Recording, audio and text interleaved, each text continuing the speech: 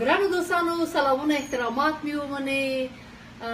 تاسې پوهیږئ چې جرګه د پښتنو تاریخي ارزښت دی او دا چې د اکتوبر په 11مه د منظور پښتون په مشرۍ باندې یوه تاریخي جرګه کیدونکې ده، نو زه هیلهمنه یم چې ټول پښتانه په اتفاق سره د دې جرګې ملاتړ وکړي او ګډون پکې وکړي او ولا دې وکړي چې دا جرګه د پښتنو د ستونزو د حل سبب وګرځي او د ستونزو د حل رغنده پریکړه وکړي او په خپلو ژمنو ودرېږي. دوستانو که غواړئ چې را روانه غمیزه پای ته ورسیږي نو د دې جرګې ملاتړ وکړي.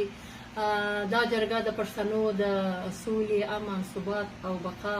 لپاره فیصله کوي. په دې سټیج ورته وایم چې له دې درې رنګه بیرغه مې بیا هم سر قربان، بیا مې مال قربان، بیا مې تن قربان، دا بیا زما بیرغ